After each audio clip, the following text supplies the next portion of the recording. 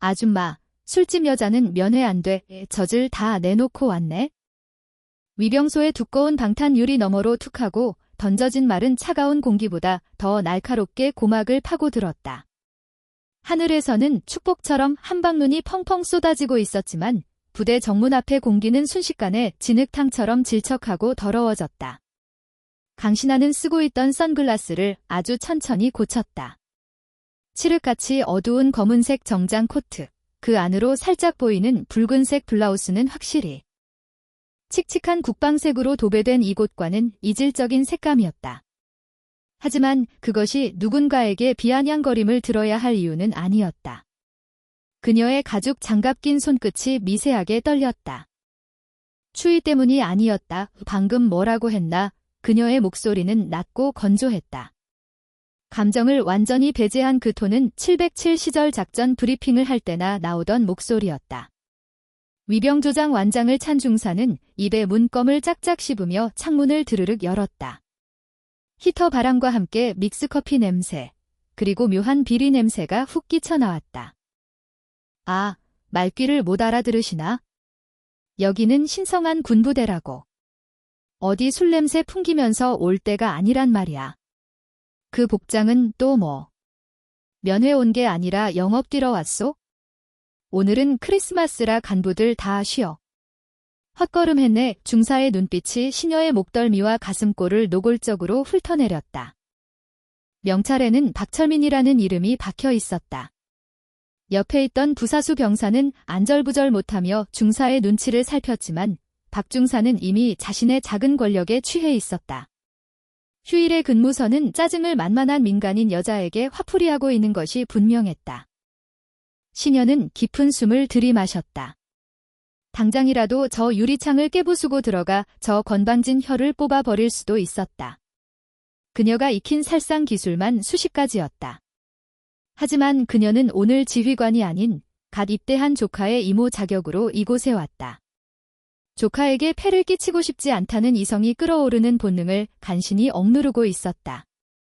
나는 오늘 내 조카를 면회하러 왔다. 1중대 2등병 최민호. 절차에 따라 신분증을 제시할 테니 위병소장에게 보고하고 문 열어 시녀는 품 안에서 지갑을 꺼내려 했다. 하지만 박중사의 비웃음 섞인 목소리가 그녀의 동작을 멈춰 세웠다. 어허, 이 아줌마가 진짜 보고는 무슨 보고야? 내가 안 된다면 안 되는 거야? 그리고 최민호, 그 찌질한 놈 이모였어? 콩 심은 데 콩 나고 팥 심은 데 팥 난다더니 집안 꼴 잘 돌아간다. 이 순간 시녀의 눈동자가 맹수처럼 번뜩였다. 나를 모욕하는 건 참을 수 있다. 하지만 내 조카, 내 핏줄을 건드리는 건 이야기가 달랐다. 말 조심해. 후회할 텐데. 후회. 푸하하. 야, 들었냐? 후회하신단다. 아줌마, 여기가 어딘지 몰라. 여기선 내가 법이고 내가 왕이야. 꼬우면 입대해서 계급장 달고 오시든가. 아, 10% 불완전 고용, 마담으로 취직시켜달라고 떼쓰는 건가? 박중사는 낄낄거리며 손에 들고 있던 지휘봉으로 위병소 유리창을 탁탁 두드렸다. 마치 동물원 원숭이를 구경하는 듯한 태도였다. 계급장이라. 시녀는 나직이 중얼거렸다. 그녀의 손이 코트 안주머니로 향했다. 어쭈, 뭐 꺼내려고? 담배, 라이터, 아니면 명함이라도 주시게. 나중에 가게 놀러 오라고. 마지막 경고다. 문 열었다. 진짜 말 많네. 얘야, 상황실에 보고해. 정문에 거동 수상자 출연. 술 취해 난동 부린다고 해. 헌병대 불러서 끌어내기 전에 좋은 말로 할 때 꺼져. 박중사가 소리를 버럭 질렀다. 더 이상의 대화는 무의미했다. 말이 통하는 상대가 아니었다. 짐승에게는 짐승의 언어로, 군인에게는 계급의 언어로 말해줘야 했다. 신녀는 휴대폰을 꺼내들었다. 액정 위로 눈송이가 하나 떨어져 녹아내렸다. 그녀는 저장된 단축 번호를 꾹 눌렀다. 신호음이 가는 동안에도 박중사의 조롱은 멈추지 않았다. 전화는 무슨... 어디 기둥서방한테라도 일르시게? 해봐, 내가 누군지 알아? 나 이 부대에서 10년 굴러먹은 박철민이야. 사단장님도 나보면 껄껄 웃으면서 담배 나눠 피우는 사이라고. 뚜루, 뚜루. 신호음이 3번 울리기도 전에 상대방이 전화를 받았다. 충성. 사단장입니다. 수화기 너머로 들려오는 중후한 목소리. 신현은 박중사의 얼굴을 똑바로 응시하며 입을 열었다. 그녀의 입술 끝이 서늘하게 비틀어 올라갔다. 김 소장, 나다. 707강시나 이 전화 너머에서 헉하고 숨을 들이키는 소리가 들렸다. 짧은 침묵, 그리고 우당탕하고 무언가 넘어지는 소리가 이어졌다. 아마도 사단장이 너무 놀라 의자에서 일어난 모양이었다. 강 장군님. 아니, 사령관님. 갑자기 어인 일이십니까? 제게 미리 연락이라도 주셨으면 헬기라도 보냈을 텐데. 헬기? 안 그래도 자네 헬기가 좀 필요할 것 같군. 예? 그게 무슨. 내가 지금 자네 부대 정문 위병소 앞이다. 신현은 껌을 씹으며 짝다리를 짚고 있는 박중사와 눈을 맞췄다. 박중사는 여전히 상황 파악을 못한 채 사단장 좋아하시네라며 입모양으로 비아냥거리고 있었다. 그런데 자네 부하가 나보고 술집 여자라며 문전박대를 하는군. 젖을 다 내놓고 영업을 뛰러 왔냐고 묻더군. 성희롱은 덤이고. 전화 너머의 침묵은 더욱 무거워졌다. 그 침묵은 폭풍 전의 고요함과 같았다. 어느 놈입니까? 사단장의 목소리가 지옥 밑바닥에서 끌어올리는 듯 낮게 깔렸다. 박철민 중사라던데. 자네랑 담배도 나눠 피우는 막역한 사이라면서. 내가 그 우정을 방해한 건가? 사령관님, 지금 당장 그리로 가겠습니다. 5분. 아니, 3분만 기다려 주십시오. 저 미친 새끼를 당장. 5분만 주지. 이 헬기 타고. 눈이 많이 오니 조심해서 오고. 신현은 전화를 뚝 끊었다. 그리고 천천히, 아주 천천히 휴대폰을 코트 주머니에 넣었다. 박중사는 뭔가 분위기가 심상치 않다는 것을 느꼈는지 씹던 껌을 멈추고 신현을 노려보았다. 오모야? 누구랑 통화한 거야? 연기 한번 그럴듯한 신현은 대답 대신 선글라스를 벗었다. 날카로운 눈매가 드러났다. 수많은 전장에서 적들의 숨통을 끊어놓았던 살기가 뚝뚝 떨어지는 눈빛이었다. 그녀는 위병소 창문에 가까이 다가가 낯지기 속삭였다. 박철민 중사. 그 서슬퍼런 기세에 박중사가 움찔하며 한 걸음 뒤로 물러섰다. 저모. 왜 이름을 부르고 지랄이야. 지금 그 건방진 입 다물지 말고 계속 털어봐. 5분 뒤에도 그 입이 열려있을지 궁금하니까. 멀리서 아주 희미하게 두두두하는 프로펠러 소리가 들려오기 시작했다. 눈보라치는 하늘 저편에서 성탄절의 산타클로스 대신 분노한 사단장이 날아오고 있었다. 두두두두두두두두. 처음에는 산짐승이 우는 소리 같기도 했고 산골짜기를 타고 내려오는 바람소리 같기도 했다. 하지만 그 소리는 아주 빠른 속도로 그리고 아주 불길한 리듬으로 공기의 진동을 바꿔놓고 있었다. 단순한 소리가 아니었다. 그것은 땅바닥에 쌓인 눈을 미세하게 떨게 만드는 물리적인 압력이었다. 시계 바늘은 오후 5시를 간 넘기고 있었다. 겨울산의 해는 이미 능선 너머로 사라진 지 오래였고 굵어지는 눈발 탓의 사방은 한밤중처럼 어둑어둑했다. 위병소 안의 공기가 미묘하게 달라졌다. 히터가 웅웅거리는 소리 사이로 파고드는 그 규칙적인 파동. 박철민 중사는 씹던 껌을 멈추고 인상을 찌푸렸다. 뭐야? 무슨 소리야 이거? 옆에 있던 부사수 병사가 창밖으로 고개를 빼꼼 내밀었다.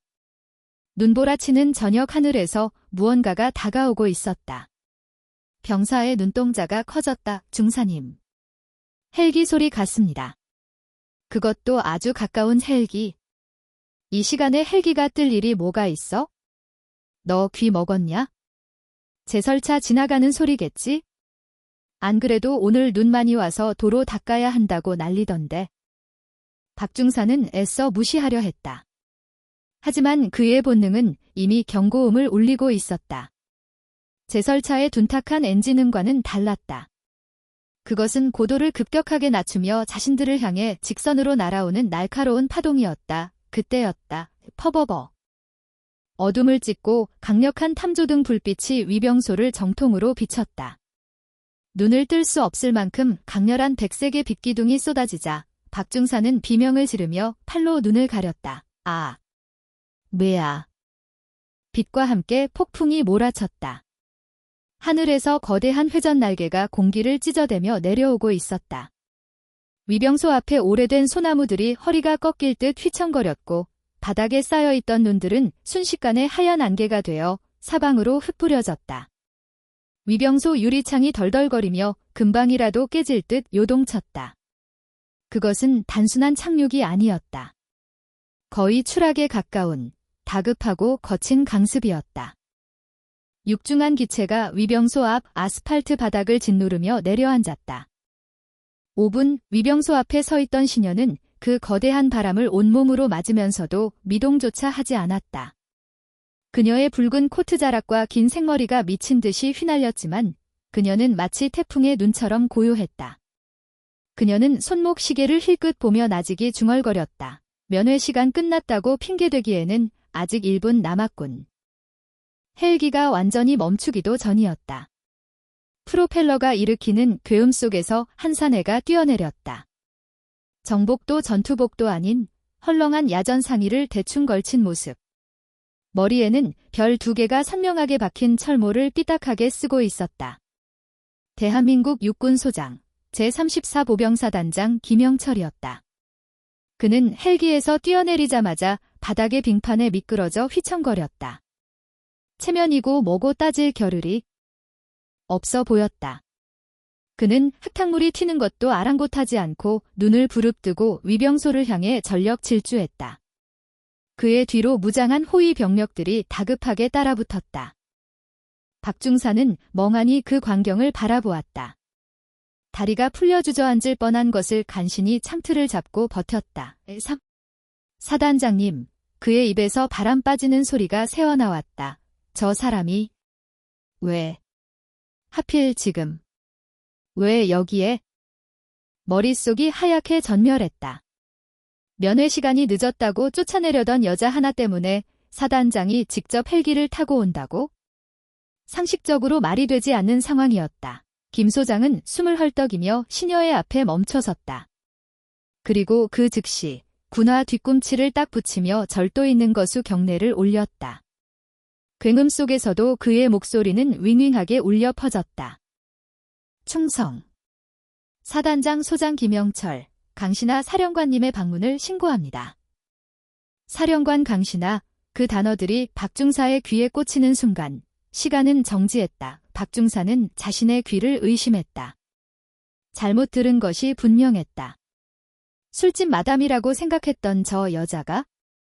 젖을 내놓고 영업 뛰러 왔냐고 비아냥거렸던 저 여자가. 사령관. 시녀는 천천히, 아주 천천히 김 소장의 경례를 받았다. 그녀의 손이 우아하게 올라가 눈썹 끝에 머물렀다. 절도 있고 완벽한 각도. 현역 시절 수만 번 반복했을 그 동작에는 숨길 수 없는 위엄이 배어 있었다. 시인. 김 소장. 늦은 시간에 미안하군. 눈길이라 차가 막혀서 5분 정도 늦을 것 같더군. 그래도 위병소에는 정확히 마감 시간 전에 도착했네. 감사합니다.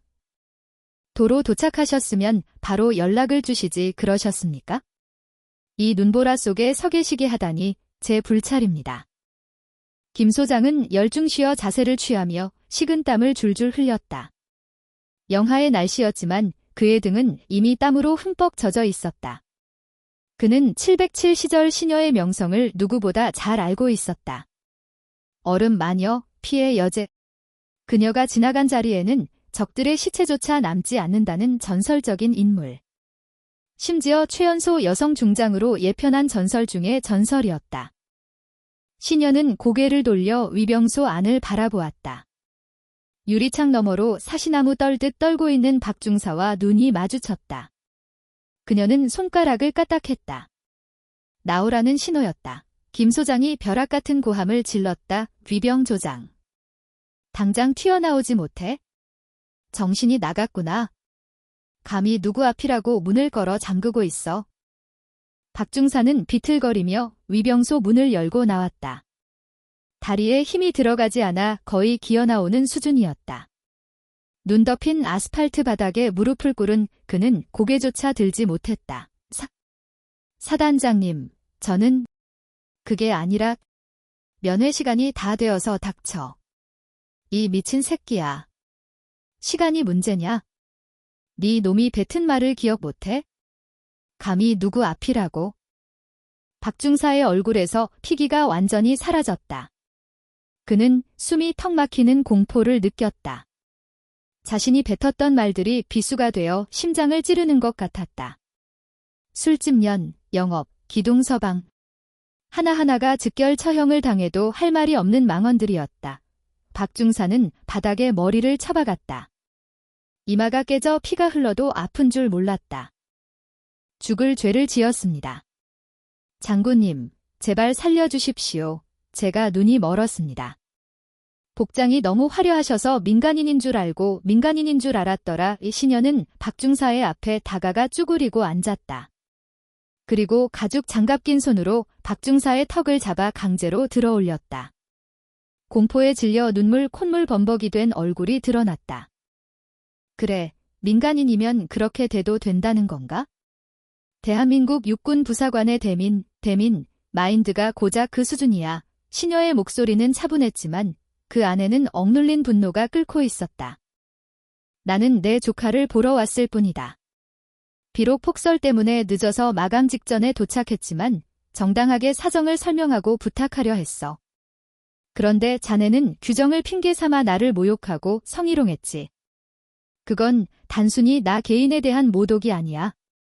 이 추운 날 나라를 지키기 위해 고생하는 모든 장병의 명예를 똥칠한 거야. 죄송합니다. 제가 미쳤었습니다. 그리고 하나 더 5분 뒤에도 그 입이 열려 있을지 궁금하다고 했었지. 시녀는 잡고 있던 박중사의 턱을 거칠게 놓았다. 박중사는 바닥으로 고꾸라졌다. 이 틀렸어. 자네 입은 이제 다치게 될 거야. 영원히. 시녀는 자리에서 일어났다. 그녀는 더 이상 박중사를 쳐다보지도 않고 김 소장을 향해 고개를 돌렸다. 김 소장의 사령관님. 헌병대로 넘겨. 군형법상 상관 모욕, 직권 남용, 민간인에 대한 협박 및 성희롱. 적용할 수 있는 건 모조리 적용해서 엄중하게 처벌해. 그리고 오늘 위병소 근무자 전원 근무 태만으로 징계위원회 회부하고 명심하겠습니다. 지금 당장 헌병대 호출해서 압송하겠습니다. 헌병대. 뭐 하고 있나? 이 새끼 당장 포승줄로 묶어 끌고 가. 뒤따른 헌병들이 달려들어 박중사를 제압했다.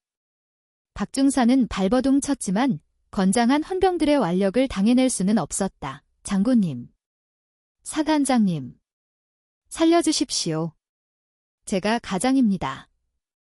처자식이 있습니다. 제발요. 처절한 비명과 함께 박중사가 질질 끌려갔다. 눈밭 위로 그가 남긴 긴 흔적이 선명하게 새겨졌다. 시녀는 그 모습을 끝까지 지켜보지 않았다. 상황이 정리되자 김 소장이 땀을 닦으며 조심스럽게 다가왔다. 사령관님, 정말 면목 없습니다. 제가 교육을 어떻게 시켰길래 이런 일이 자네 탓만은 아니겠지? 하지만 오늘 일은 확실히 짚고 넘어가야겠어. 물론입니다. 제 불찰입니다. 면회 시간이 조금 지났지만 사령관님을 위해서라면 특별히 면회실을 개방하겠습니다. 본청 귀빈실로 모실까요? 아니, 조카 녀석을 보니 귀빈실보다는 따뜻한 밥 한 끼 먹을 수 있는 곳이면 돼. 그냥 일반 면회실을 쓰게 해주게. 남들 눈에 띄지 않게 조용히. 아, 알겠습니다. 역시 배려가 깊으십니다. 그럼 제가 직접 면회실로 안내하겠습니다. 식사는 최고급으로 준비시키겠습니다. 시녀는 고개를 끄덕이며 김 소장을 따라 나섰다. 어둠이 짙게 깔린 영내로 들어서는 그녀의 발걸음은 무거웠다. 단순히 위병소에서의 불쾌함 때문만이 아니었다. 아까 박중사가 무심코 내뱉었던 조카에 대한 비아냥거림이 계속 귓가에 맴돌았기 때문이다. 찌질한 놈. 단순히 군 생활에 적응 못하는 병사를 부르는 말일까? 아니면 그 뒤에 더 추악한 무언가가 숨겨져 있는 걸까? 707 시절 수많은 작전을 수행하며 발달한 그녀의 육감이 경고음을 보내고 있었다. 오늘 면회는 단순히 얼굴만 보고 끝날 자리가 아님을 그녀는 직감했다. 면회실의 공기는 무거웠다. 밖에서 몰아치는 눈보라 소리가 창문을 덜컹거리게 만들었지만 방 안의 침묵보다는 시끄럽지 않았다. 김영철 소장의 호들갑 덕분에 마련된 면회실은 평범한 병사들이 쓰는 공용 공간이 아닌 간부들이나 귀빈을 위해 따로 마련된 독방이었다. 테이블 위에는 김이 모락모락 나는 피자 2판과 양념치킨, 그리고 민우가 좋아한다던 따뜻한 갈비탕 까지 한 상 가득 차려져 있었다. 기름지고 고소한 냄새가 방 안을 가득 채웠지만 강신하는 식욕을 전혀 느끼지 못했다. 그녀의 시선은 굳게 닫힌 문고리에만 고정되어 있었다. 끼익 하는 소리와 함께 문이 조심스럽게 열렸다. 저 신고합니다. 쭈그리고 거리며 들어오는 그림자. 헐렁한 주황색 활동복을 입고 머리를 짧게 깎은 청년, 조카 최민우였다. 입대한 지 겨우 3달 아직 젖살이 빠지지 않아야 정상일 시기였지만 민우의 얼굴은 해골처럼 새들했다. 눈 밑에는 짙은 다크서클이 턱 아래까지 내려와 있었고 입술은 껍질이 벗겨져 하얗게 터 있었다. 무엇보다 시녀의 가슴을 철렁하게 만든 것은 그의 눈빛이 없다. 생기라고는 찾아볼 수 없는 겁에 질린 초식동물의 눈. 민우야, 시녀가 자리에서 일어나며 나직이 이름을 불렀다. 민우는 움찔하며 어깨를 떨었다. 마치 자신의 이름을 부르는 것이 또 다른 짓이나 얼차려의 시작인 줄 아는 것처럼. 이모, 민우는 믿기지 않는다는 듯 눈을 비볐다. 진짜 이모네? 와, 꿈인 줄 알았어. 행정반에서 면회라고 하길래 또 누가 장난치는 줄 알고. 앉아. 날씨 춥지. 따뜻한 거 좀 먹자의 시녀는 애써 밝은 미소를 지으며 민우의 손을 이끌어 의자에 앉혔다. 민우는 테이블 가득 차려진 음식을 보더니 눈이 휘둥그레졌다. 와, 이거 다 뭐야? 피자에 치킨. 대박이다. 너 먹이려고 사왔지? 눈치 보지 말고 얼른 먹어. 쉽겠다. 민우는 허겁지겁 젓가락을 들었다. 갈비탕 국물을 한 숟가락 떠먹더니 이내 피자 한 조각을 집어 입안 가득 우겨 넣었다. 씹지도 않고 삼키는 수준이었다. 볼이 미어터지도록 음식을 밀어넣는 모습은 배고픔이라기보다는 생존을 위한 처절한 몸부림처럼 보였다. 시녀는 말없이 물컵을 밀어주었다. 목이 메어 캑캑거리면서도 민우는 먹는 것을 멈추지 않았다. 천천히 먹어. 누가 뺏어 먹니? 응. 아니, 너무 맛있어서. 부대밥이랑은 완전 다르네. 민우가 닭다리를 집으려 손을 뻗었다. 그 순간이었다. 시녀의 매서운 눈썰미가 민우의 손등을 포착했다. 활동복 소매가 살짝 걷히면서 드러난 손목과 손등. 그곳은 엉망진창이었다. 단순한 겨울철 동상으로 튼 상처가 아니었다. 무언가 거친 물건에 긁히고 찍히고 딱지가 앉았다가 다시 터진 흔적들이 역력했다. 손톱 밑은 까맣게 변색되어 있었고 손가락 마디마디가 부자연스럽게 부어 있었다. 잠깐. 시녀가 민우의 손목을 낚아챘다. 이막. 민우가 자지러지듯 비명을 지르며 손을 빼려 했다. 시녀는 놓아주지 않았다. 그녀는 민우의 소매를 걷어올렸다. 손목 위쪽으로 시퍼런 멍자국이 띠를 두르고 있었다. 누군가 밧줄이나 끈으로 강하게 결박했던 흔적, 혹은 군화 바닥으로 지그시 밟은 자국이었다. 방 안의 공기가 순식간에 차갑게 식었다. 시녀의 눈동자가 흔들렸다. 이것은 훈련 중 부상이 아니었다. 명백한 폭행의 흔적이었다. 이게 뭐야? 시녀의 목소리가 낮게 깔렸다. 민우는 황급히 소매를 내리며 시선을 피했다. 아무것도 아니야. 그냥 작업하다가. 다들 이래? 겨울이라서. 거짓말하지 마. 이모가 군 생활을 몇 년을 했는데 작업 상처랑 구타 흔적을 구분 못할 것 같아. 시녀는 민우의 턱을 부드럽게 감싸 자신을 보게 했다. 민우의 눈동자가 불안하게 흔들렸다. 솔직하게 말해. 누가 그랬어? 민우는 입을 꾹 다물었다. 말하면 죽는다라는 공포가 그를 지배하고 있는 듯했다. 민우야. 이모 알지? 이모 707 출신이야. 내가 말 안 해도 이 부대 뒤집어 엎어서 범인 찾아낼 수 있어? 하지만 내 입으로 듣고 싶어. 그래야 이모가 널 확실하게 지켜줄 수 있으니까. 시녀의 단호하지만 따뜻한 목소리에 억눌러왔던 민우의 감정 둑이 터졌다.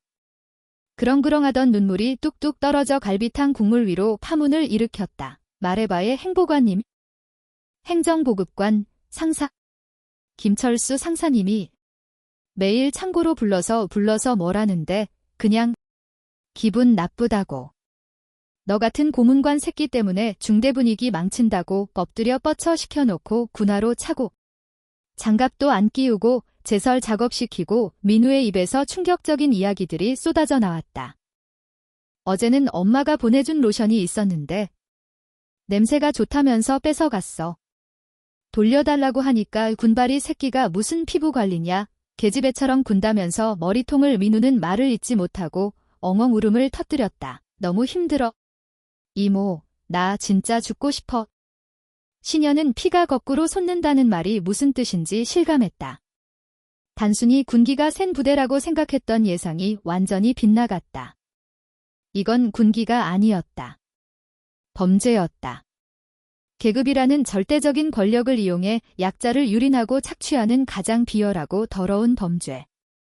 시녀는 떨고 있는 민우를 안아주었다. 앙상해진 조카의 등뼈가 손끝에 느껴졌다. 그녀의 가슴 속에서 뜨거운 불덩이가 치밀어 올랐다. 아까 위병소에서 느꼈던 분노는 예고편에 불과했다. 그 자식, 지금 어디 있어? 아마 행정반 옆에 있는 휴게실에. 오늘은 당직이라 알았어. 밥 먹고 있어? 다 끝났다. 시녀는 민우를 자리에 다시 앉히고 눈물을 닦아주었다. 그리고 테이블 위에 놓인 휴지로 민우의 코를 풀어주었다. 어릴 때 해주던 그 모습 그대로였지만 시녀의 눈빛만은 달랐다. 민우야, 이모가 아주 잠깐 어디 좀 다녀올게. 여기서 꼼짝 말고 밥 먹고 있어? 알았지? 이모, 어디 가려고? 사고 치면 안 돼. 우리 행보관님 진짜 무서운 사람이야. 사단장님이랑도 친하대. 민우의 걱정스러운 말에 신녀는 싸늘하게 웃었다. 친하다고? 그 친분, 오늘부터 작을 내주지. 시녀는 자리에서 일어났다.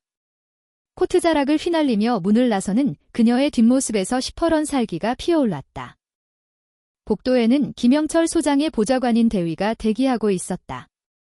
시녀가 나오자 대위가 벌떡 일어나 경례를 했다. 충성.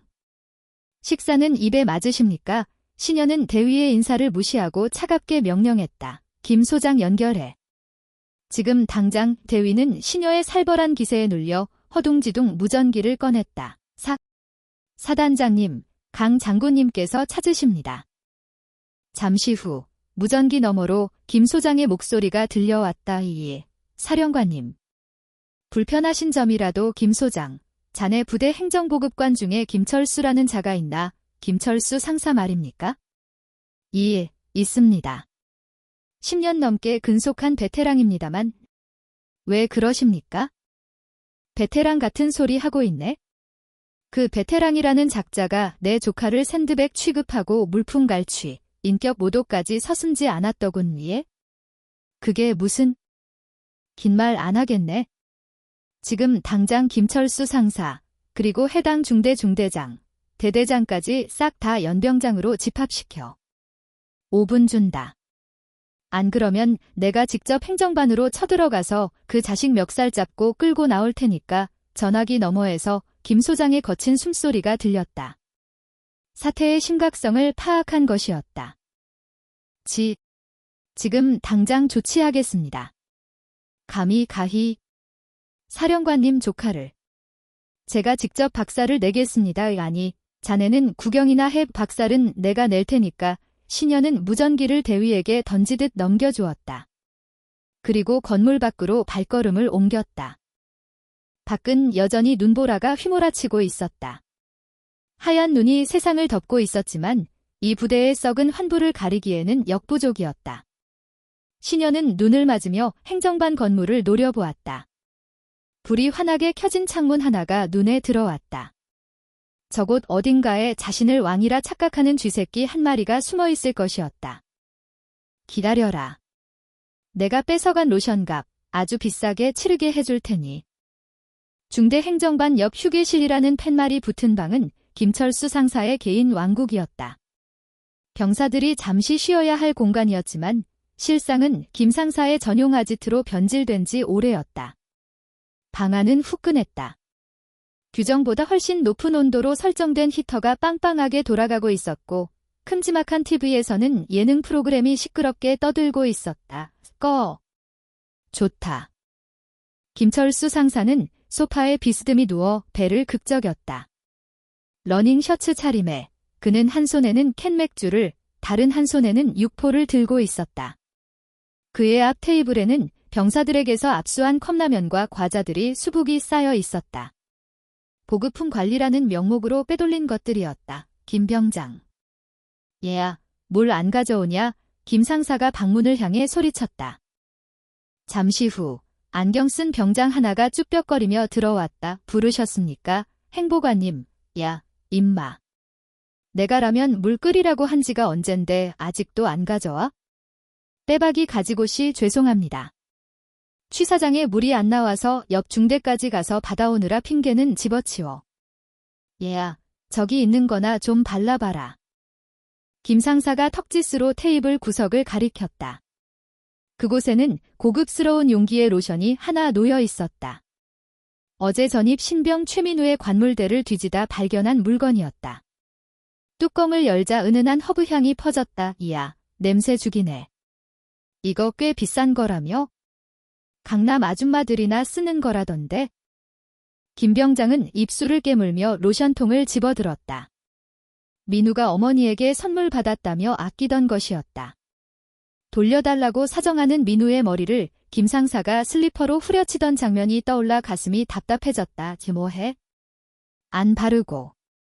내 등판에 좀 발라보라고. 요즘 피부가 거칠어서 김 상사는 킬킬거리며 러닝 셔츠를 걷어올렸다. 두툼한 등살이 출렁거렸다. 김 병장은 떨리는 손으로 로션을 짜서 김 상사의 등에 발랐다. 오우, 시원하다. 역시 비싼 게 좋아. 그 찌질한 최민우놈 피부 호강시켜봤자 군 생활하는데 도움도 안 되는 거. 내가 대신 써주는 게 애국이지. 안 그러냐? 그렇습니다. 김 병장은 억지로 대답했다. 속에서는 천불이 났지만 이 부대에서 김 상사의 눈밖에 나면 남은 군 생활이 지옥이 된다는 것을 너무나 잘 알고 있었다. 근데 오늘따라 밖 왜 이렇게 시끄럽냐? 헬기 소리도 들리는 것 같고 김 상사는 TV를 보며 건성으로 물었다. 아, 사단장님께서 갑자기 순실을 오셨다는 이야기가 있습니다. 뭐? 영감탱이가 이 밤중에? 크리스마스에 할 일도 없나? 에이, 귀찮게 시리. 뭐, 우리 중대까지 오겠냐? 위병소나 좀 털고 가시겠지. 김 상사는 대수롭지 않게 여기며 육포를 씹었다. 그는 사단장 김영철 소장과 동양 출신이라는 이유로 꽤나 두터운 신임을 받고 있었다. 몇 번의 감사위기도 사단장의 비호 아래 능구렁이처럼 빠져나갔던 그였다. 그때였다. 쾅! 하고 휴게실 문이 부서질 듯 열렸다. 아이씨, 깜짝이야. 어떤 놈이야? 김 상사가 욕설을 내뱉으며 벌떡 일어났다. 문 앞에는 얼굴이 하얗게 질린 중대장이 서 있었다. 행보관님, 큰일 났습니다. 지금 당장 연병장으로 집합하랍니다. 아니, 중대장님. 노크도 없이.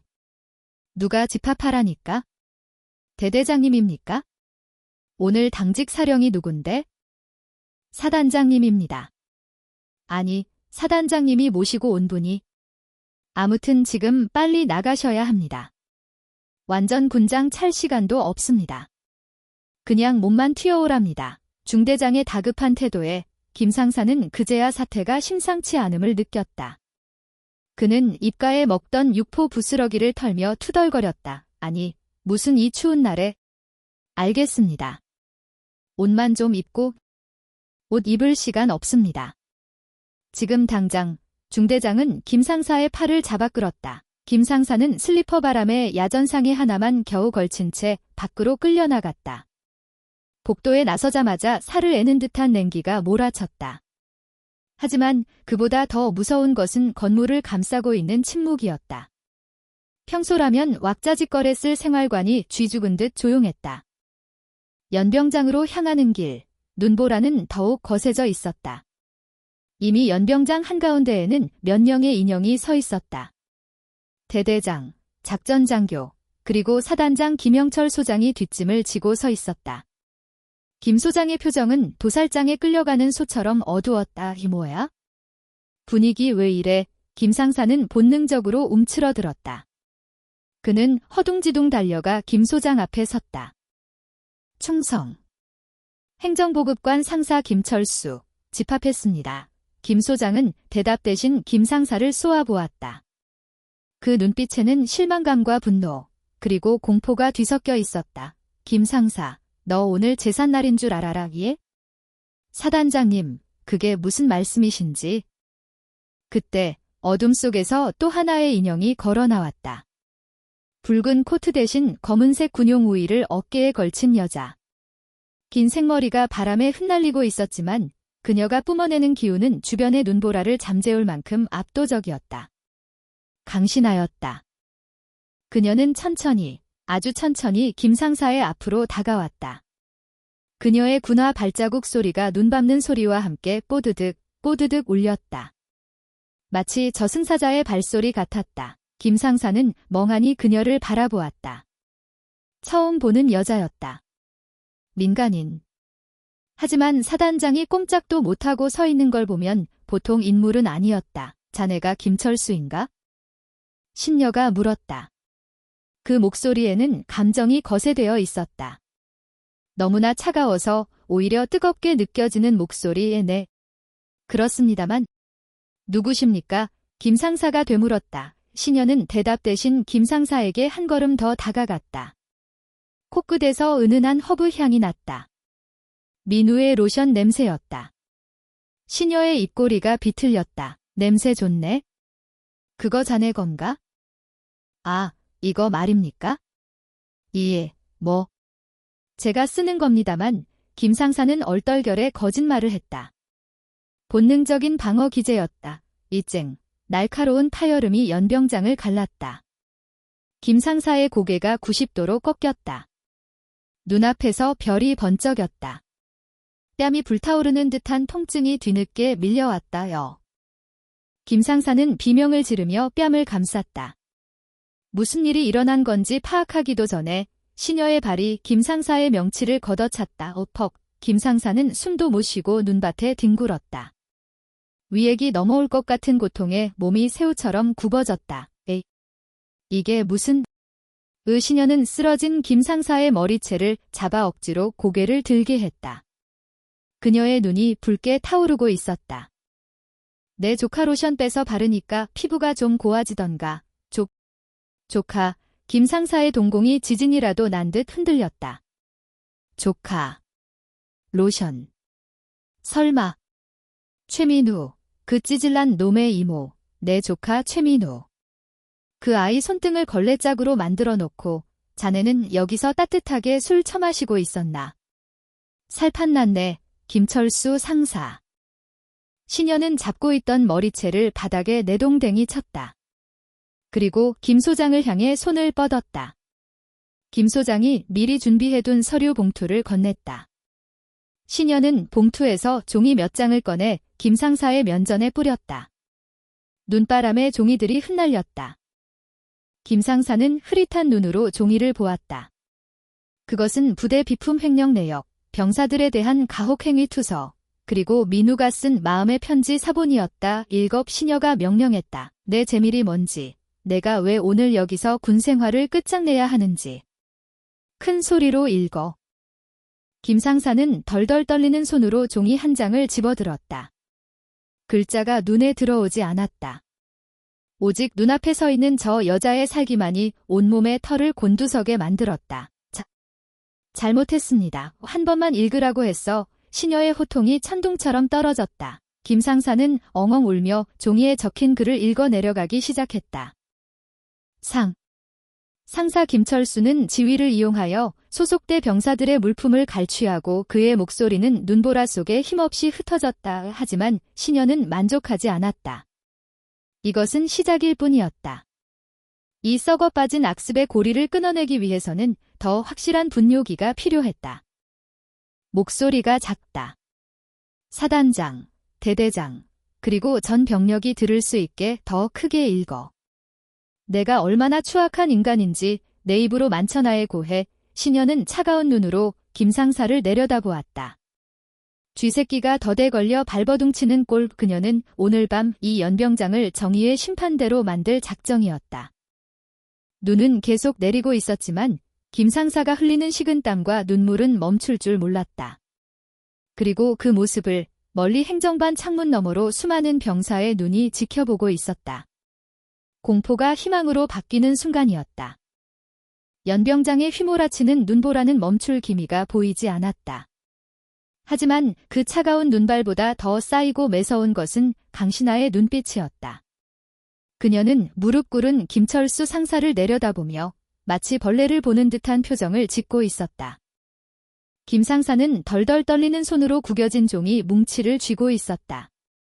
입술이 파르르 떨렸다. 글자를 읽어야 했지만 목구멍이 꽉 막혀 소리가 나오지 않았다. 안 읽을 거야. 시녀의 낮은 목소리가 김 상사의 고막을 때렸다. 읽겠습니다. 사 김철수는 병영식당에 납품되는 부식용 돼지고기를 매주 5kg씩 빼돌려 외부 식당에 되팔았으며 김 상사의 목소리가 기어 들어갔다. 연병장 주변을 에워싼 어둠 속에서 수근거리는 소리가 들려왔다. 생활관 창문마다 병사들이 다닥다닥 붙어 이 광경을 지켜보고 있었다. 그들에게 김 상사는 공포의 대상이었지만 지금 이 순간만큼은 철렁한 죄인에 불과했다. 목소리가 작다. 내가 돼지고기를 훔쳐다 팔아먹을 때의 그 당당함은 어디 갔나? 더 크게. 저기 생활관 끝에 있는 이등병까지 다 들리게 복창해 상사 김철수는 부식용 고기를 빼돌려 사익을 취했습니다. 또한 겨울철 난방용 유류를 개인 차량에 주유하고 남은 기름을. 김 상사는 악을 쓰듯 소리쳤다. 수치심의 얼굴이 불그락푸르락 달아올랐다. 횡령, 배임, 가혹행위, 금품갈취. 줄줄이 쏟아져 나오는 죄목들은 그가 군인이라기보다 시정배에 가깝다는 것을 증명하고 있었다. 옆에서 듣고 있던 김영철 사단장의 얼굴이 흑빛으로 변했다. 단순히 병사들을 괴롭힌 수준인 줄 알았는데 부대 운영비까지 건드린 대형 비리범이었다는 사실이 드러나고 있었다. 사단장으로서 관리 감독 소홀의 책임을 피할 수 없는 상황이었다. 저런 죽일 놈이. 얘야, 너 믿고 맡겼더니 뒤에서 저런 짓을 하고 있었어? 김 소장이 참지 못하고 달려들어 김 상사의 정강이를 걷어찼다. 퍽 소리와 함께 김 상사가 옆으로 픽 쓰러졌다. 사단장님. 한 번만 봐주십시오. 제가 잘못했습니다. 닥쳐. 내 얼굴에 먹칠을 해도 유분수지. 감히 군수 물자를 건드려 김 소장은 자신의 잘못이 걱정되어 더욱 길길이 날뛰었다. 시녀는 그 꼬불견을 차가운 눈으로 지켜보다가 손을 들어 제지했다. 그만. 쇼는 그쯤 하지 시녀의 한마디에 김 소장이 동작을 멈추고 쭈뼛거렸다. 시녀는 쓰러진 김 상사에게 다가갔다. 그녀는 허리춤에서 무언가를 꺼냈다. 은색으로 번뜩이는 잭나이프였다. 김 상사가 기겁하며 뒤로 물러났다. 자, 장군님께 칼 드릴 생각 없으니까 겁먹지 마. 더러운 피 묻힐 생각 없으니까. 시녀는 김 상사의 야전상의 깃을 잡았다. 그리고 망설임 없이 칼날을 들이댔다. 찢 하는 섬유 찢어지는 소리가 날카롭게 울렸다. 그녀가 베어낸 것은 김 상사의 목이 아니라 그의 어깨에 달려있던 계급장이었다. 상사라는 계급장이 눈밭 위로 힘없이 떨어졌다. 김철수, 너는 오늘 이 시간부터 군인이 아니다. 시녀의 선고가 내려졌다. 너는 국가가 국민을 지키라고 준 권력을 힘없는 병사들을 핍박하고 내 배를 불리는데 사용했다. 군인의 명예를 실추시키고 신성한 국방의 의무를 더럽힌 제대가는 혹독할 거다. 신현은 김 소장을 향해 고개를 돌렸다. 김 소장, 행정 절차는 자네가 밟아. 즉시 보직 해제하고 구속 수사 원칙으로 육군 교도소로 이송해. 그리고 파면 조치해서 연금 수령 자격 박탈시키고 퇴직금 어림도 없지? 횡령한 금액 굽고 환수 조치까지 완벽하게 끝내게 명심하겠습니다. 법과 규정이 허용하는 최고 수위로 처벌하겠습니다. 헌병대. 뭐 하냐? 이 범죄자 새끼 당장 끌고 가. 헌병들이 달려들어 김철수의 양팔을 꺾어 올렸다. 포승줄이 그의 손목을 파고 들었다. 기건 무효야. 사단장님. 제가 바친 게 얼만데 이러십니까? 장군님. 제발요. 우리 애가 대학생입니다. 등록금 내야 합니다. 김철수는 발악했다. 자신이 바친 뇌물 이야기까지 꺼내며 물귀신 작전을 쓰려 했다. 김 소장의 얼굴이 사색이 되어 소리쳤다. 저희 입 막아. 빨리 차에 태워. 헌병들이 김철수의 입을 틀어막고 짐짝처럼 질질 끌고 갔다. 눈밭에는 그가 끌려간 자국과 함께 찢어진 계급장만이 덩그러니 남았다.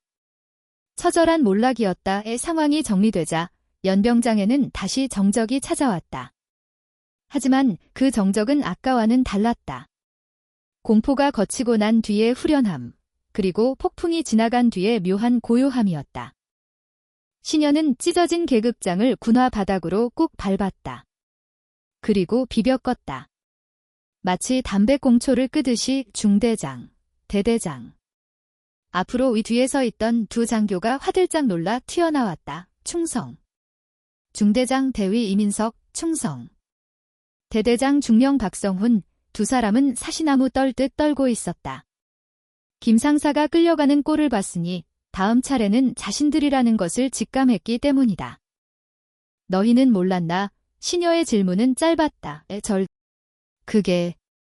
행보관이 워낙 치밀하게 중대장이 변명을 하려다. 시녀의 눈빛을 보고 입을 다물었다. 몰랐다면 무능한 것이고 알고도 방치했다면 공범이다. 어느 쪽이든 지휘관 자격 미달이야. 이 시녀는 그들에게 다가가 낮은 목소리로 속삭였다. 내 조카가 뺨을 맞고 로션을 뺏길 때 너희는 어디서 뭐 하고 있었나? 행정반 옆방에서 벌어지는 일도 모르는 놈들이 전쟁 나면 적의 침투는 어떻게 막을 셈이지. 죄송합니다. 면목 없습니다. 김 소장, 이 친구들도 징계위원회 회부하게. 지휘 감독 소홀. 그리고 내 조카가 소속된 중대의 전수조사를 실시해. 제3의 피해자가 없는지 낱낱이 파헤쳐 알겠습니다. 제가 직접 챙기겠습니다. 김 소장은 식은땀을 닦으며 연신 고개를 숙였다. 시녀는 깊은 한숨을 내쉬었다. 응징은 끝났다. 썩은 환부는 도려냈다. 하지만 아직 해야 할 일이 남아있었다. 그녀는 천천히 몸을 돌려 불이 켜진 면회실 쪽을 바라보았다. 그곳에 세상에서 가장 작아진 아이, 민우가 기다리고 있었다. 이제는 장군 강신하가 아닌 이모 강신하로 돌아갈 시간이었다. 면회실 문을 열자 따뜻한 온기가 확 밀려왔다. 하지만 그 온기 속에는 여전히 긴장감이 감돌고 있었다. 민우는 의자에 앉아 꼼짝도 하지 않은 채 문 쪽만 바라보고 있었다. 시녀가 들어오자 민우가 벌떡 일어났다. 이모의 눈은 퉁퉁 부어 있었다. 밖에서 들려오던 고함, 김 상사의 비명, 그리고 군화 소리를 모두 들은 모양이었다. 시녀는 말없이 민우에게 다가가 어깨를 감싸 안았다. 밖에서 묻은 차가운 기운이 민우에게 전해졌지만 민우는 피하지 않았다. 밥은 다 먹었어. 아니, 잘 안 넘어가서 테이블 위를 보니 갈비탕에는 하얗게 기름이 껴 있었고 피자는 딱딱하게 굳어 있었다. 시녀는 씁쓸하게 웃었다. 미안해. 이모가 밥 먹는데 소란을 피웠네. 아, 저기, 이모. 행보관님은 어떻게 됐어? 민우가 조심스럽게 물었다. 목소리에 두려움과 호기심이 섞여 있었다. 군대라는 곳이 참 웃겨. 계급장 하나 떼고 나면 아무것도 아닌 아저씨일 뿐인데 그게 달려있을 땐 왜 그리 무서운지. 김철수 상사는 이제 군인이 아니야. 죄를 지었으니 벌을 받으러 갔어. 아주 오랫동안 춥고 외로운 곳에서 반성하게 될 거야, 진짜. 다시는 안 와. 응, 다시는 내 앞에 나타나지 못해. 그리고 너를 괴롭히던 그 누구도 이제 너를 건드리지 못할 거야. 중대장, 대대장에게도 엄포를 놓았으니까 민우의 표정이 묘하게 일그러졌다. 안도감. 그리고 믿기지 않는다는 얼떨떨함. 그동안 억눌려왔던 공포가 해소되면서 다리가 풀리는지 털썩 주저앉았다. 다행이다. 진짜 다행이다. 민우는 두 손으로 얼굴을 감싸고 다시 흐느꼈다. 민우야. 시녀가 민우의 손을 잡았다. 거칠러진 손등, 찢어진 상처들이 시녀의 가슴을 후벼 팠다. 그녀는 주머니에서 연고를 꺼냈다. 아까 오는 길에 약국에 들러샀던 최고급 상처 치료제였다. 손잡아 시녀는 민우의 손등에 연고를 듬뿍 발라주었다. 차가운 연고가 상처에 닿자 민우가 움찔했다. 아파? 아니. 시원해. 신녀는 정성스럽게 연고를 문지르며 입을 열었다. 이모가 왜 그렇게 화를 냈는지 아니? 단순히 내가 내 조카라서가 아니야. 민우가 젖은 눈으로 시녀를 바라보았다. 군인은 나라를 지키는 사람이야. 가장 명예로워야 하고 가장 강해야 해. 그런데 그 힘을 약한 사람, 내 부하를 괴롭히는데 쓰는 건 군인이 아니야. 양아치지. 이모는 평생을 군복을 입고 살았어. 내 후배들이 그런 양아치 짓을 하는 걸 참을 수가 없었어. 시녀의 눈빛은 부드러웠지만 단단했다. 민우야, 너는 피해자야. 내가 약해서, 내가 못나서 당한 게 아니야. 그러니까 기죽지 마. 어깨 펴. 응. 알았어. 그리고 이거 하나만 약속해. 나중에 내가 선임이 되고 분대장이 되면 절대 저런 쓰레기 같은 짓은 하지 않겠다고. 후임들 따뜻하게 챙겨주고 억울한 일 없게 만드는 진짜 군인이 되겠다고. 민우는 코를 훌쩍이며 고개를 끄덕였다. 약속할게. 난 절대 안 그럴게. 이모처럼 멋있는 군인이 될게. 그래, 그거면 됐다. 시녀는 민우의 머리를 쓰다듬었다. 까만 머리에 까칠한 감촉이 손바닥에 전해졌다. 어리기만 했던 조카가 어느새 이렇게 커서 군복을 입고 있다는 사실이 새삼대견하고 짜했다. 이제 밥 먹자. 다 식었지만 그래도 먹어야 힘을 내지. 이모가 갈비탕 다시 데워달라고 할까? 아니야. 그냥 먹을래? 이모랑 같이 먹으면 다 맛있어. 민우는 씩씩하게 숟가락을 들었다. 굳어버린 피자를 한 입 빼어 무는 민우의 얼굴에 처음으로 희미한 미소가 번졌다. 그것은 생존을 위한 미소가 아니라 안도와 감사함에서 우러나오는 진짜 미소였다. 식사를 마치고 나니 어느새 시간은 밤 9시를 향하고 있었다. 이제는 헤어져야 할 시간이었다. 시녀는 민우를 생활관까지 데려다 주겠다고 했지만 민우는 고개를 저었다. 아니야, 이모. 여기까지 온 것도 고마운 걸 혼자 갈 수 있어? 그리고 이제 안 무서워. 민우의 눈빛이 아까와는 달라져 있었다. 두려움에 떨던 초식동물의 눈이 아니었다. 자신을 지켜주는 든든한 뒷배가 있다는 사실. 그리고 정의는 승리한다는 것을 목격한 소년의 눈에는 작은 불꽃이 일렁이고 있었다. 그래, 씩씩하네. 무슨 일 있으면 언제든지 전화해. 이모 번호 알지? 응, 707 얼음 마녀. 민우가 장난스럽게 웃었다. 신녀도 피식 웃음을 터뜨렸다. 까불기는? 들어가 봐. 감기 걸리겠다. 이모 조심해서 가. 진짜 고마워.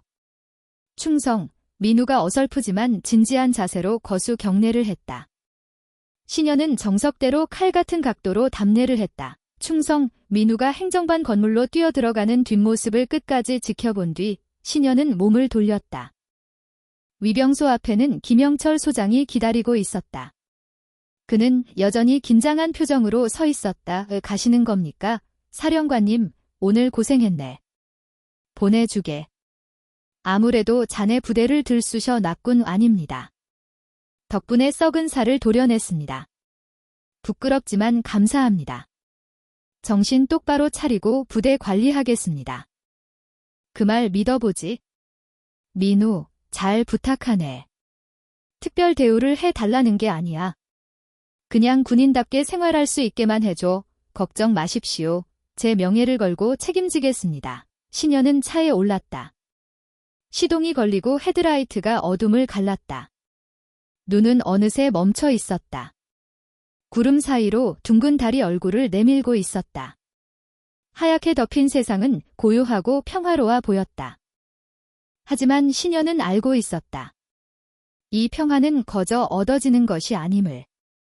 누군가는 싸워야 하고 누군가는 분노해야 지켜질 수 있음을 그녀는 100m로 멀어지는 부대를 바라보며 중얼거렸다. 메리 크리스마스, 민우야. 차가운 겨울밤, 707 출신 최연소 여성 중장의 성탄절은 그렇게 뜨겁게 저물어가고 있었다. 하지만 그녀의 이야기는 이제부터가 진짜 시작일지도 몰랐다. 아직 세상에는 뜯어내야 할 썩은 계급장들이 너무나 많았으니까. 서울로 돌아가는 고속도로는 한산했다. 밤새 내리던 눈도 그치고 차가운 아스팔트 위에는 제설차들이 뿌려놓은 융화 칼슘이 하얗게 말라붙어 있었다. 강신하는 운전대를 잡은 손에 힘을 주었다. 조카의 억울함을 풀어주었고 부대 내 썩은 환부를 도려냈다. 모든 것이 해결된 것처럼 보였다. 하지만 707 시절부터 단련된 그녀의 직감이라는 놈이 계속해서 뒷목을 간지럽히고 있었다. 뭔가 개운치 않았다. 김철수 상사가 연병장에서 읽어내려갔던 죄목들. 횡령한 부식과 기름의 양은 일개 상사가 혼자서 처리하기에는 너무 방대했다. 매주 5kg의 고기, 드럼통 단위의 기름. 이걸 부대 밖으로 빼돌리려면 위병소를 통과해야 하고 장부가 조작되어야 하며 무엇보다 밖에서 이걸 받아주는 확실한 장물아비가 있어야 한다. 김 상사 혼자 버틸 일이라고? 사단장과 형님 동생. 하는 사이라는 이유만으로 그게 가능했을까? 그때 조수석에 던져두었던 휴대폰 진동이 웅웅거렸다. 발신자 이름은 박 실장. 현역 시절 그녀의 전속 부관이었고 지금은 민간 정보회사에서 일하고 있는 믿음직한 후배였다. 박 실장. 이 늦은 시간에 무슨 일이야, 사령관님. 아니, 누님. 부탁하신 김철수 상사 뒷조사 결과가 좀 흥미로워서요. 그냥 넘기기엔 찜찜해서 바로 연락드렸습니다. 시녀의 눈매가 가늘어졌다. 역시 뭔가 있었다. 말해봐. 김철수 그 양반. 통장 내역이 아주 화려합니다. 군인 월급으로는 절대 감당 못할 씀씀이도 그렇지만 매달 말일마다 정체불명의 계좌로 거액이 이체되고 있었습니다. 어디로? 칠성 유통이라는 법인 계좌인데 겉으로는 식자재 납품업체로 되어 있습니다. 그런데 재미있는 건 이 회사 대표가 지역 조폭 출신이라는 겁니다. 일명 독사라고 불리는 장두식이라는 자입니다. 독사, 이름부터 비릿한 피 냄새가 났다.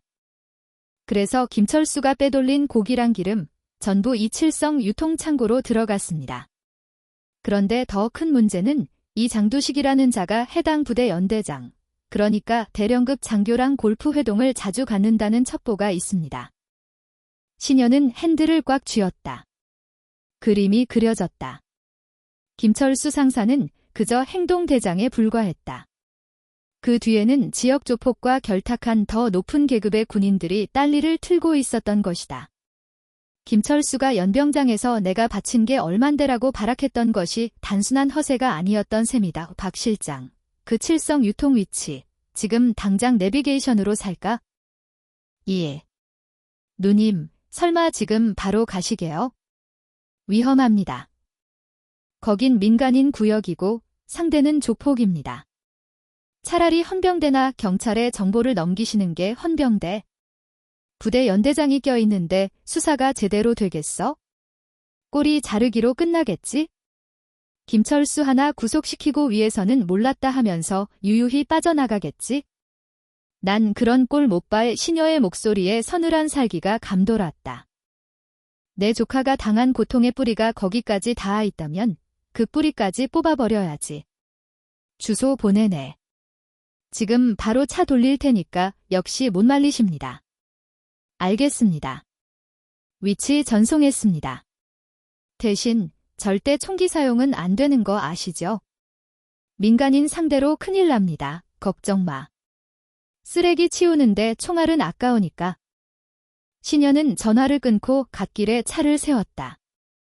그리고 거칠게 유턴했다. 서울로 향하던 붉은 미등이 사라지고 다시 어둠이 깔린 지방국도를 향해 헤드라이트 불빛이 길게 뻗어나갔다. 1시간 뒤 신여의 차는 인적 드문 외곽의 낡은 창고 단지에 도착했다. 녹슨 철문 위로 칠성 유통이라는 간판이 위태롭게 매달려 있었다. 창고 안에서는 희미한 불빛이 새어나왔고 비릿한 고기 냄새와 기름 냄새가 섞여 코를 찌릿했다. 신여는 차를 멀리 세워두고 차에서 내렸다. 붉은 코트를 벗어 뒷좌석에 던져두고 활동하기 편한 검은색 셔츠와 슬랙스 차림으로 몸을 풀었다. 가죽 장갑을 고쳐 낀 그녀의 손길에서 딱딱하는 뼈마디 소리가 났다. 그녀는 정문을 향해 뚜벅뚜벅 걸어갔다. 입구에는 덩치 큰 사내 둘이 담배를 피우며 잡담을 나누고 있었다. 아, 오늘 들어온 물건 상태 왜 이러냐? 김상사 그 새끼 요즘 좀 소홀한 거 아니야? 그러게 말입니다. 형님한테 말씀드려서 손 좀 봐야지. 원 그들은 김철수의 구속 사실을 아직 모르는 듯 했다. 신여는 그들 앞으로 걸어갔다. 하이힐 소리가 정적을 깼다. 뭐야? 저 아줌마는? 사내 하나가 담배꽁초를 튕기며 신여를 가로막았다. 험상궂은 얼굴에 흉터가 있는 사내였다. 아줌마, 여기 고기 사는 데 아니야? 길 잘못 들었어. 썩 꺼져. 신여는 무표정한 얼굴로 사내를 올려다보았다. 장두식 사장 있나? 사내들의 표정이 일그러졌다. 뭐? 이 여자가 미쳤나? 우리 형님 함부로 막 부르네. 야, 그냥 보내지 말고 좀 놀다 보낼까? 사내들이 킬킬거리며 신여에게 손을 뻗었다. 그 더러운 손이 신여의 어깨에 닿으려는 찰나였다. 퍽, 둔탁한 소리와 함께 사내의 몸이 허공으로 붕 떴다. 신여의 발차기가 사내의 턱에 정확히 꽂힌 것이었다. 사내는 비명도 지르지 못하고 쓰레기 더미 위로 처박혔다. 뭐야? 인연. 옆에 있던 다른 사내가 놀라 주머니에서 잭나이프를 꺼내 들었다. 하지만 그가 칼을 펼치기도 전에 신여의 주먹이 그의 명치를 파고들었다. 컵, 숨이 턱 막힌 사내가 무릎을 꿇자 신여는 가볍게 그의 손목을 비틀어 칼을 빼앗았다. 그리고 칼날을 접어 바닥에 던져버렸다. 사장실 어디야? 신여는 고통에 몸부림치는 사내의 머리채를 잡고 물었다. 아, 안쪽. 2층 신여는 사내를 기절시키고 창고 문을 열었다. 안에서는 10여 명의 사내들이 화투판을 벌이거나 술을 마시고 있었다. 한쪽 구석에는 군부대 마크가 찍힌 박스들이 산더미처럼 쌓여 있었다. 확실한 물증이었다. 이 문이 열리고 낯선 여자가 들어오자 왁자지껄하던 창고 안이 순식간에 조용해졌다. 누구냐, 너? 가운데 앉아있던 뱀문신이 목까지 올라온 남자가 천천히 일어났다. 독사 장두식이었다. 신여는 입가에 차가운 미소를 띄웠다. 장무랍이 잡으러 왔다. 내 놈들 꼬리가 너무 길어서 밟혀 죽겠더라고. 창고 안에 공기가 팽팽하게 당겨진 활시위처럼 긴장감으로 가득 찼다. 독사 장두식은 씹고 있던 오징어를 바닥에 뱉으며 신여를 위아래로 훑어보았다. 장무랍이. 하. 어디서 굴러먹던 갯뼈다귀 같은 년이. 야, 애들 교육을 어떻게 시키길래 잡상인이 여기까지 기어들어와. 장두식의 손짓에 주변에 있던 10여 명의 건달들이 각목과 쇠 파이프를 집어들고 일어섰다. 그들의 눈빛에는 흉포함이 가득했다. 보통 여자라면 그 기세에 눌려 주저앉았겠지만 신여는 오히려 가볍게 목을 좌우로 꺾으며 몸을 풀었다. 말이 기네. 오늘 좀 피곤하니까 빨리 끝내자. 신여의 도발에 건달 하나가 고함을 지르며 달려들었다. 인연이 죽고 싶어 환장했나? 붕. 쇠파이프가 신여의 머리를 노리고 날아왔다. 하지만 신여는 그 궤적을 이미 읽고 있었다. 그녀는 상체를 살짝 숙여 공격을 피함과 동시에 달려든 건달의 품으로 파고들었다. 퍽. 신여의 팔꿈치가 건달의 턱을 올려쳤다. 건달은 혀를 깨물며 뒤로 넘어갔다. 시녀는 쓰러지는 건달의 쇠파이프를 낚아챘다. 이제 무기는 그녀의 손에 있었다. 다음 시녀의 차가운 선언에 건달들이 멈칫했다. 저 여자는 보통이 아니다. 그제야 그들은 사태 파악을 하기 시작했다. 하지만 장두식이 뒤에서 고함을 질렀다. 뭐해? 병신들아.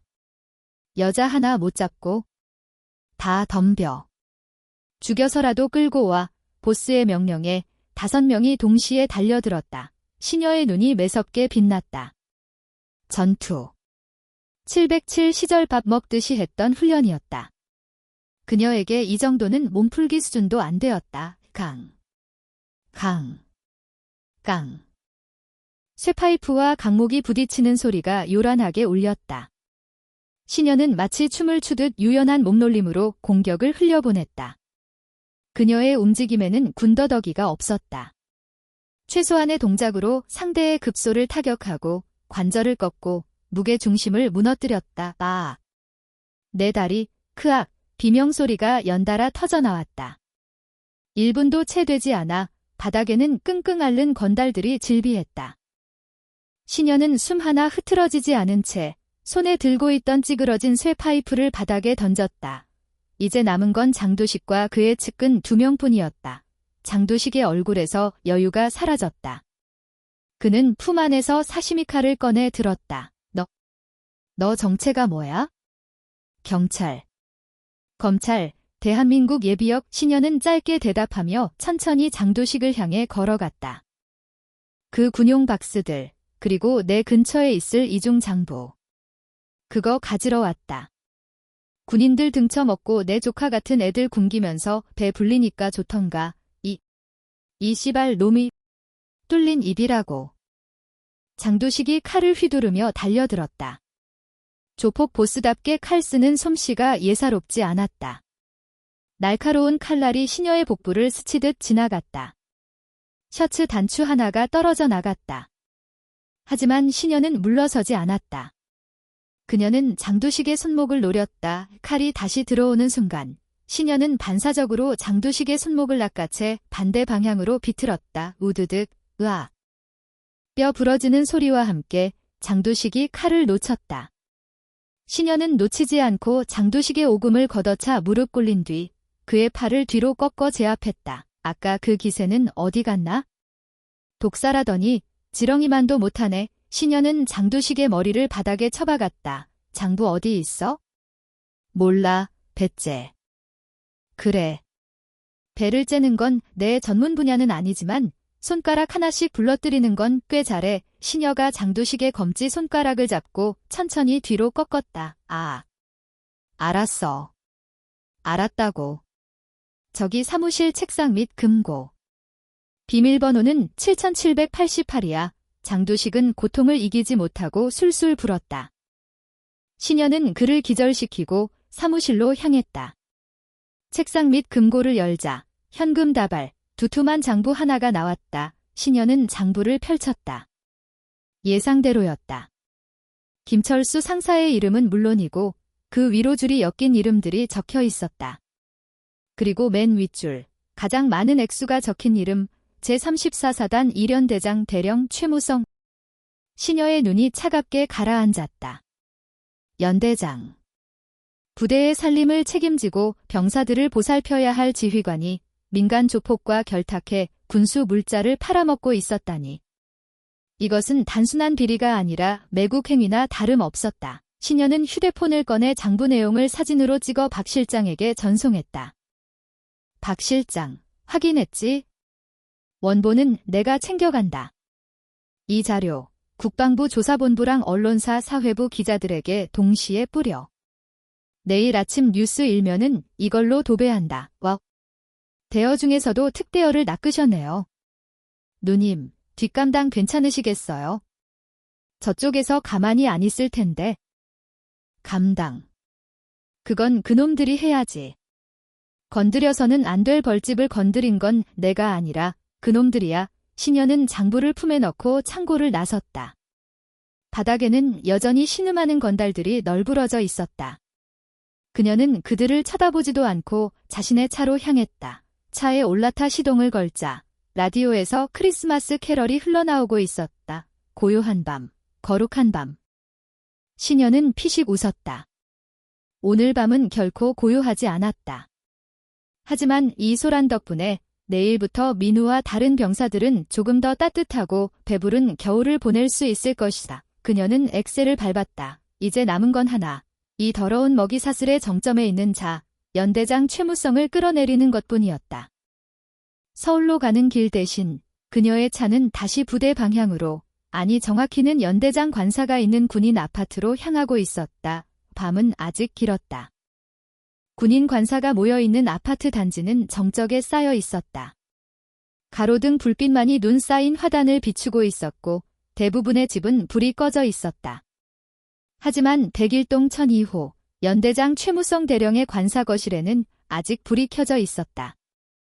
최 대령은 고급 양주를 언더락잔에 따르며 초조하게 거실을 서성거렸다. 아까부터 독사 장두식에게 전화를 걸고 있었지만 신호만 가고 받지 않았다. 이 새끼가 돈 먹을 땐 죽더니 왜 전화를 안 받아? 그는 신경질적으로 휴대폰을 소파에 던졌다. 오늘 밤 부대의 사단장이 들이닥쳐 김철수 상사를 잡아갔다는 보고는 받았다. 하지만 그는 크게 걱정하지 않았다. 김철수는 꼬리일 뿐이고 자신은 몸통이었다. 꼬리가 잡혔다고 몸통까지 죽으라는 법은 없었다. 사단장 김영철 소장과는 골프도 치고 사우나도 같이 다니는 사이가 아니던가. 적당히 로비하고 김철수 선에서 모든 걸 덮어 씌우면 그만이라고 생각했다. 띵동 초인종 소리가 정적을 깼다. 최 대령은 시계를 보았다. 새벽 2시가 넘은 시간이었다. 누구야? 이 시간에 그는 인터폰 화면을 확인했다. 모자를 푹 눌러 쓴 코트 차림의 여자였다. 화면이 어두워 얼굴이 잘 보이지 않았다. 누구요? 문 열어. 최무성. 스피커를 타고 흘러나오는 목소리는 서늘했다. 반말이었다. 최 대령의 미간이 구겨졌다. 뭐야? 당신 누구야? 어디서 감히 연대장 관사에 와서 행패야? 장두식이 안부 전에 달라더군. 7788. 금고 비밀번호와 함께 그 한마디에 최 대령의 심장이 덜컥 내려앉았다. 장두식, 금고, 비밀번호. 그것은 오직 자신과 장두식만이 아는 비밀이었다. 그는 떨리는 손으로 문 열림 버튼을 눌렀다. 도어락이 해제되는 소리와 함께 현관문이 열렸다. 강신아가 뚜벅뚜벅 걸어 들어왔다. 그녀의 검은 셔츠에는 피자국이 희미하게 묻어 있었고 헝클어진 머리카락에서는 화약 냄새 대신 비릿한 쇠 냄새가 났다. 당신 정체가 뭐야? 독사. 아니 장두식은 어떻게 됐어? 최 대령이 뒷걸음질 치며 물었다. 신녀는 대답 대신 품에서 장부 한 권을 꺼내 거실 테이블 위에 툭 던졌다. 장두식은 지금쯤 병원에서 뼈를 맞추고 있거나 경찰서 유치장에서 콩밥 먹을 준비를 하고 있겠지. 자, 이제 내 차례다. 최 대령은 장부를 낚아채 펼쳐보았다.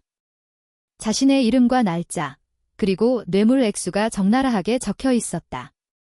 식은땀이 비오듯 쏟아졌다. 이 장부가 공개되면 옷을 벗는 건 물론이고 군사법원에서 중형을 면치 못할 것이었다. 그의 눈빛이 흔들리더니 이내 도끼가 서려졌다. 어차피 이 여자 혼자다. 이 장부만 없애면, 그리고 이 여자만 입 다물게 하면 살 길이 있을지도 모른다. 그는 눈을 굴리다 거실 구석에 세워진 골프채를 발견했다. 드라이버였다. 이 미친년이 어디서 굴러먹던 첩자인지는 모르겠지만 제 발로 호랑이 굴에 들어왔구나. 최 대령이 골프채를 움켜쥐고 시녀를 노려보았다. 이거 내놔. 그리고 너도 여기서 못 나간다. 우붕. 최 대령이 힘껏 골프채를 휘둘렀다. 쇠덩이가 공기를 가르는 소리가 흉흉했다. 하지만 시녀는 눈 하나 깜짝하지 않았다. 그녀는 날아오는 골프채를 피하지 않고 오히려 한 발짝 앞으로 내디뎠다. 그녀의 왼손이 궤적을 그리며 최 대령의 손목 안쪽을 파고들었다. 동시에 오른손바닥이 최 대령의 턱을 강타했다. 우퍽. 컥. 반일격이었다. 최 대령의 고개가 뒤로 젖혀지며 골프채가 허공을 날아 바닥에 뒹굴었다. 신현은 비틀거리는 최 대령의 멱살을 잡고 거실 소파로 내동댕이 쳤다. 호랑이 굴. 웃기지도 않는군. 여긴 그냥 도둑놈 소굴이야. 신현은 소파에 널브러진 최 대령의 명치를 무릎으로 눌렀다. 살려줘. 내가 돈 줄게. 얼마면 돼? 그 장부에 적힌 거 2배로 줄게. 최 대령은 비굴하게 애원했다. 조금 전의 기세는 온데간데 없었다. 신현은 싸늘한 눈으로 그를 내려다보았다. 돈. 내 놈이 빼돌린 그 돈이 병사들 밥그릇에서 나온 거야? 추운 겨울에 떨면서 나라 지키는 애들 고기 반찬이고 난방비라고. 그걸 처먹고 배가 부르던가. 잘못했어. 한 번만 봐줘. 내 동기가 국방부에 있어. 너 내가 누군지 알면 알지? 쓰레기. 신현은 최 대령의 말을 자르고 주머니에서 휴대폰을 꺼냈다. 스피커폰을 켜자 건너편에서 굵직한 목소리가 들려왔다. 네, 국방부 조사본부 수사과장입니다. 현장 급습했습니다. 문 여십시오. 동시에 현관문이 부서질듯 열리며 헌병완장을 찬 수사관들이 들이닥쳤다. 그들 뒤로 사색이 된 김영철 사단장의 모습도 보였다. 최 대령, 자네가 정말... 김 소장은 테이블 위에 놓인 장부와 골프채, 그리고 제압당한 최 대령을 보며 말을 잇지 못했다. 김 소장, 자네 부하관리 능력은 정말 낙제점이군. 연대장이 조폭이랑 손잡고 군수품을 팔아먹는데 까맣게 모르고 있었다니. 신현은 무릎을 떼고 일어났다. 수사관들이 달려들어 최 대령에게 수갑을 채웠다. 이거 내가 누군지 알아? 사단장님. 도와주십시오. 최 대령이 발악했지만 김 소장은 고개를 돌려버렸다. 이미 증거는 명백했고 신여가 국방부 직속 수사팀을 직접 불렀다는 건 돌이킬 수 없다는 뜻이었다. 끌고 가 아주 탈탈 털어서 10원 한 장까지 다 토해내게 만들어 수사관들에게 끌려가며 최 대령은 신여를 향해 저주를 퍼부었다. 하지만 신여는 그를 쳐다보지도 않았다. 그녀는 거실 창가로 다가가 커튼을 걷었다. 새벽의 푸른 빛이 도시를 감싸고 있었다. 깊은 밤이었다. 위병소에서의 실현부터 시작해 김철수 상사의 구속, 조폭 소탕, 그리고 연대장의 체포까지. 하룻밤 사이에 폭풍처럼 몰아친 일들이 주마등처럼 스쳐 지나갔다. 사령관님, 면목 없습니다. 김 소장이 다가와 고개를 숙였다. 사과할 대상이 틀렸어. 나한테 하지 말고 자네가 지휘하는 병사들에게 하게. 그리고 민우 신현은 코트 자락을 휘날리며 현관을 나섰다. 내일부터 부대 밥상에 고기 반찬 제대로 올라오는지 지켜보겠네. 차가운 새벽 공기가 폐부 깊숙이 들어왔다. 비릿한 피 냄새와 화약 냄새가 씻겨나가는 기분이었다. 정의 구현, 거창한 말 같지만 결국은 제자리를 찾는 일이었다. 밥은 병사에게, 도둑놈은 감옥으로. 그 단순한 이치를 바로잡는데 참 긴 시간이 걸렸다. 계절은 어김없이 흘렀다. 살을 애는 듯한 칼바람이 불던 겨울이 가고 지리산 자락에도 따스한 봄바람이 불어왔다. 부대 울타리 너머로 벚꽃이 흐드러지게 피었고 연병장의 눈은 녹아 파릇파릇한 새싹이 돋아나고 있었다. 주말 면회실, 안쓰러운 가족과 연인을 만나러 온 면회객들로 북적였다. 돗자리를 펴고 도시락을 먹는 사람들, 서로의 얼굴을 만지며 웃음꽃을 피우는 사람들, 그 평화로운 풍경 속에 강신하가 서 있었다. 붉은 코트 대신 가벼운 베이지색 트렌치 코트를 입은 그녀는 훨씬 편안해 보였다. 선글라스 너머로 보이는 눈매도 한결 부드러웠다. 김호. 저 멀리서 우렁찬 목소리가 들려왔다. 신여가 고개를 돌렸다. 건강하게 그을린 피부, 딱 벌어진 어깨, 그리고 한층 늘씬해진 표정의 청년이 뛰어오고 있었다. 최민우였다. 계급장은 어느새 작대기 2개, 일병으로 바뀌어 있었다. 우리 민우, 일병 달더니 더 멋있어졌네. 신여가 활짝 웃으며 민우를 맞이했다. 민우는 쑥스러운 듯 머리를 극적였지만 그 동작에는 예전에 주눅든 기색이 전혀 없었다. 잘 지냈어? 왜 연락도 없이 왔어? 놀랐잖아. 서프라이즈지. 지나가는 길에 들렀어. 밥은 잘 먹고 있고? 그럼. 요즘 우리 부대밥 진짜 잘 나와. 오늘 점심에도 제육볶음 나왔는데 고기가 산이었어. 애들이 다 이모 덕분이라고 난리야? 민우가 엄지손가락을 치켜 세웠다. 김철수 상사와 최무성 대령이 구속된 후 부대에는 대대적인 개혁 바람이 불었다. 횡령되었던 예산이 정상적으로 집행되면서 식단질이 급격히 좋아졌고 병역 내 부조리를 근절하기 위한 감찰 활동도 강화되었다. 신현은 돗자리를 펴고 준비해온 도시락을 꺼냈다. 김밥, 유부초밥, 그리고 과일들. 소박하지만 정성이 담긴 음식들이었다. 손 좀 보자. 신여가 민우의 손을 잡았다. 지난 겨울 찢어지고 터져서 엉망이었던 손등은 깨끗하게 아물어 있었다. 굳은 살이 박여 조금 투박해졌지만 그것은 고통의 흔적이 아니라 성실함의 훈장이었다. 다행이다. 흉터 안 남아서. 이제 작업할 때도 장갑 꼭 끼게 해. 간부님들도 엄청 챙겨주시고. 분위기 진짜 좋아졌어. 민우는 김밥을 입에 넣으며 오물거렸다. 참, 그 소식 들었어. 김철수 상사 징역 5년 나왔다며? 연대장은 7년이고, 그래? 죄 지은 만큼 받는 거지? 그리고 그 장두식이라는 조폭놈도 조직 와해되고 구속됐어. 이제 나쁜 놈들은 다 청소됐다. 진짜 영화 같다. 우리 이모. 707 전설 맞네. 민우가 존경 어린 눈빛으로 신여를 바라보았다. 신여는 피식 웃으며 민우의 어깨를 툭 쳤다. 전설은 무슨. 그냥 조카 보고 싶은 이모지. 두 사람은 벚꽃잎이 날리는 연병장을 바라보며 도란도란 이야기를 나누었다. 훈련 이야기, 여자친구 사귀고 싶다는 고민, 저녁하면 뭐 할지 같은 평범하고 소소한 이야기들. 지난 겨울 공포에 떨며 눈물 젖은 피자를 먹던 그날과는 천지 차이였다. 민우야, 응. 군생활 힘들지? 아무리 좋아졌다고 해도 군대는 군대니까. 신여의 질문에 민우는 잠시 생각하더니 고개를 끄덕였다. 힘들지? 춥고 덥고 졸리고 가끔은 집에 가고 싶고. 민우는 씩 웃었다. 근데 견딜만해. 나만 힘든 거 아니잖아. 내 옆에 전우들도 있고 밖에서 나 응원해주는 가족들도 있고. 그리고 무엇보다.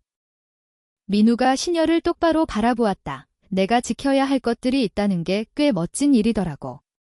이모가 왜 평생 군복을 입었는지 조금은 알 것 같아. 신여의 가슴 한 구석이 뭉클해졌다. 어리기만 했던 녀석이 어느새 진짜 군인이 되어가고 있었다.